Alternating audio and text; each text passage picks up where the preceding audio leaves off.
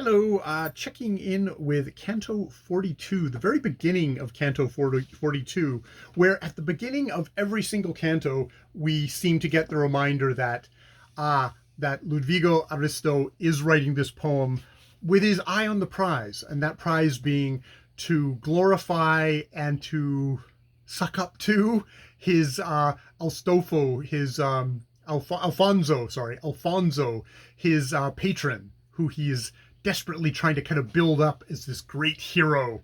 In this thing, comparing him to Orlando and Orlando's rage at seeing Brandemart being struck down, presumably killed. I think killed, presumably killed. We'll find out. Yeah. So, yet actually, there's still a little breath left apparently for stanza 13 of this, but he compares it to when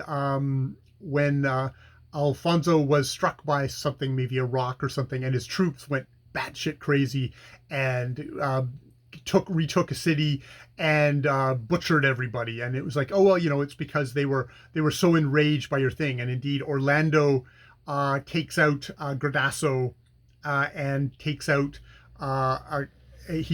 Agramant. He takes out the Sarsen overlord king, and beheads him, parting his head from his body like a what is it? What does he say?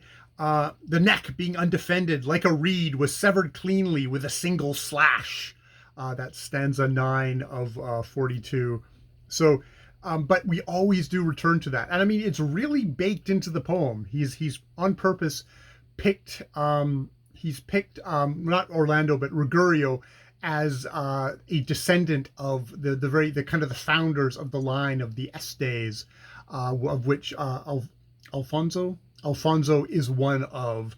So it is baked into the poem, but it's always interesting. Like, this is a great piece of art, which is made there to glorify its patron. Which, I mean, as I've been reading some Roman history lately, and Virgil's Aeneid, which is undoubtedly a great work of art, lasted a couple of years here, is written as, in some ways, as propaganda for the glorification of Octavius, now become Augustus, the emperor of Rome. So a lot of art does have that origin as propaganda for the rich and powerful, yet the artists still seem to kind of get some stuff in there. They use their talents they bend their talents that way, and it doesn't discount it. But sometimes I do discount it. Sometimes I do roll my eyes of that. Oh, we're back to kissing ass kind of section. But it's like, no, this is what I think. It would be interesting. It would be interesting to reread the Aeneid. Maybe find a different translation, a translation this time, and read it again just to see. Oh, okay.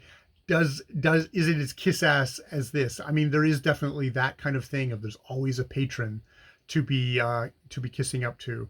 And what's the modern equivalent of that? What is the modern equivalent of kissing ass? Would that be what they call virtue signaling nowadays, or just you're instead of writing to the concerns of one person, you're a commercial artist, so you want to write something that people are going to be interested in. And even if you're a literary person, you're probably not going to write, for the most part, stories about poor, self-pitying, middle-aged white guys anymore. That's not that. The market's kind of passed on from that at the moment, and you'll shift to something else. So there's still patrons. There's just more than one patron, which I probably would argue from a democratic standpoint, or a peon's standpoint, that's a good thing. I'm not a rich and powerful fellow, and how many rich and powerful fellows do actually still kind of put their fingers on the things and elevate certain people up and make sure that they are funded and make sure they have the time for their art even now. So, but yeah. It's so naked in older works that it's interesting. It's an interesting point to just kind of dwell on there for a while. And we get Orlando beheading Agramante, which is pretty good. I was complaining about. I still am feeling kind of detached from Orlando. I feel like his story is done, and this stuff is just soldiering, which I'm not as interested in. So It'll be interesting if we bring this back around, and my focus, my interest goes back to that. At this point, I think I'm interested in, okay, Ruggiero has converted to a Christianity, and we know he's doomed. And will that be that? Will that how will that wrap up in this poem? Especially since it's probably quite important, since he is the founder of the Este land with Bradamarta, not Brandamart, who has been done away with here. All right, I will leave it there. More videos later.